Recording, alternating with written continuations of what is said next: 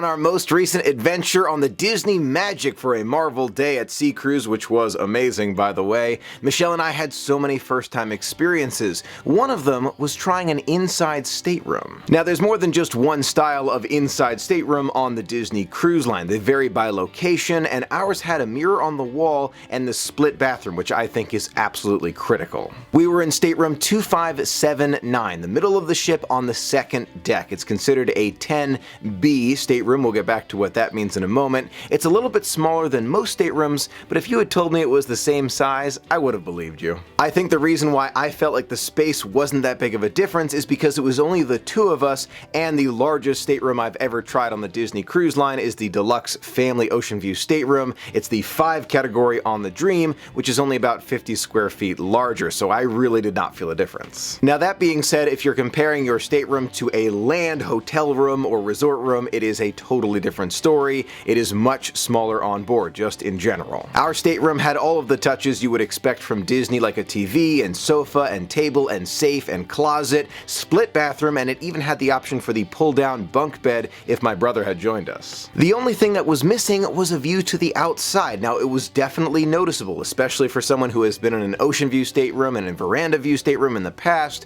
but was it a big deal? To me, not really. On the Disney Cruise Line, I've had the opportunity to try the Deluxe Family Ocean View Stateroom with veranda, the Navigator's veranda, the porthole view, and now the inside room, and all of the rooms I've stayed in have been really nice. Now, did I enjoy the views from the verandas and the portholes? Absolutely, but a bigger factor that I consider when I'm thinking about a Disney Cruise stateroom is the location on the ship. The reason for that we figured out together on the 7-night adventure on the Wonder with my brother was the engine rumble. When my brother David and I went on that 7-night Eastern Caribbean cruise with that porthole ocean view stateroom, we got a great deal and we didn't figure out why until we were on board. We felt the engines rumbling the entire time. Some nights the engines were relatively calm, other nights you could feel things moving around and hear the door rattling as you were trying to sleep. It definitely required earplugs.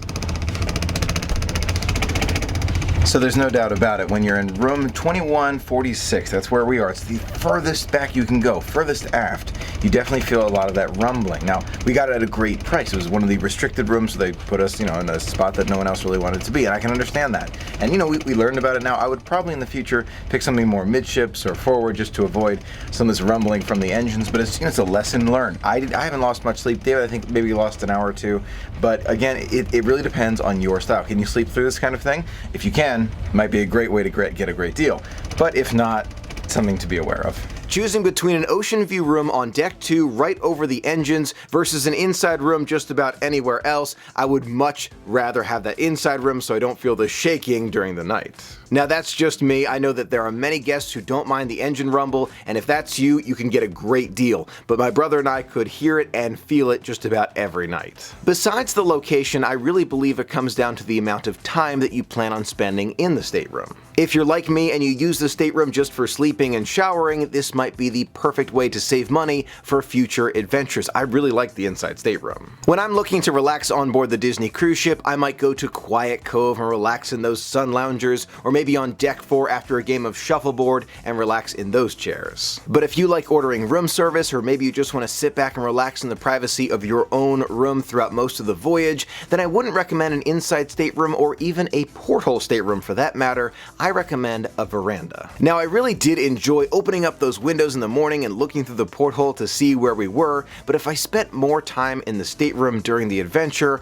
I would definitely want a veranda. Another common thought about the inside stateroom revolves around the number of people in your traveling party. If there are only 2 guests in your traveling party, I feel like space isn't a big issue. Even those standard inside staterooms are perfectly fine, but if you start to get into 3 or maybe even 4 people, like 2 adults and 2 kids, then space becomes an issue, and you want to try and think about how much square footage you want.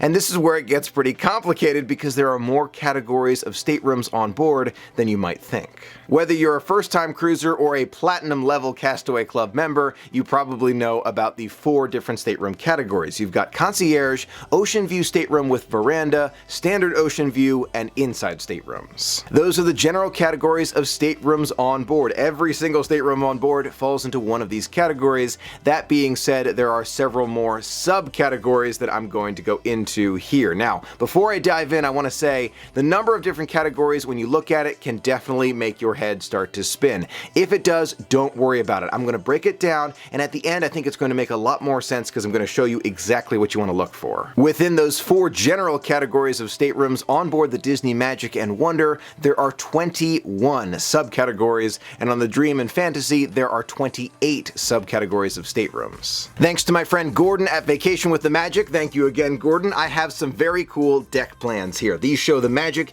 and Wonder staterooms and all of the staterooms on the Dream and Fantasy. Now, as you look at this chart, it is extremely confusing super fast. I wouldn't worry about the chart too much. Take a look at Disney's website. They explain it extremely well. They tell you exactly what you're getting, where you will be. It's super intuitive. I'm going to link their website in the description below, but I'm also going to put this chart in the description as well so you can find it. And what I would recommend you start with this chart is take a look at these little images right at the top. They show the differences between the different categories. So 8, 9, 10, 11, you can see the differences in these little images. If we take a closer look at the deck plan, you can see Category 4 is the Deluxe Family Ocean View Stateroom with veranda. Right next to it, Category 5, 6, and 7 are all the Deluxe Ocean View Stateroom with veranda. The biggest difference, where they are on the ship and the amount of square footage in the room. You can see in the little picture of Category 4 versus 5, 6, and 7, there's a lot more space in there. They also have that round tub. Now, I know we're getting extremely detailed here, but I want to make sure I cover all of the deck plans so that you understand it if you want to download it for personal reference.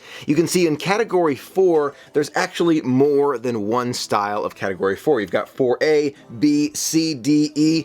How do you choose which Category 4 you want? This comes down to location. It is far less complicated than it looks in this deck plan. If you look at Disney's website, you choose the type of stateroom that you want, and then you choose the location on the ship. That's it. They make it extremely easy. Use the website, but I am going to put all of the deck plans in the description of this video. The deck plan is great if you want to know exactly where your stateroom is compared to where everything else is on board, but for real world applications, how did I decide that our stateroom was right for us? When my sister Michelle and I were looking to book a Marvel Day at Sea adventure on the Magic, we were looking for a good deal and we knew we wanted to try an inside stateroom. So we immediately started looking at the 11 category stateroom, which is the least expensive and also inside. When we were going through the process on the website, not looking at the deck plan, we realized when we looked at the little pictures and the images on the Disney website that the 11 category rooms did not have a split bathroom, and to us, that was absolutely critical. So we changed our room to a Category 10 stateroom, and we were very happy with it. The best strategy that I have found to find the perfect stateroom for your adventure is to first decide what category of the 4 general categories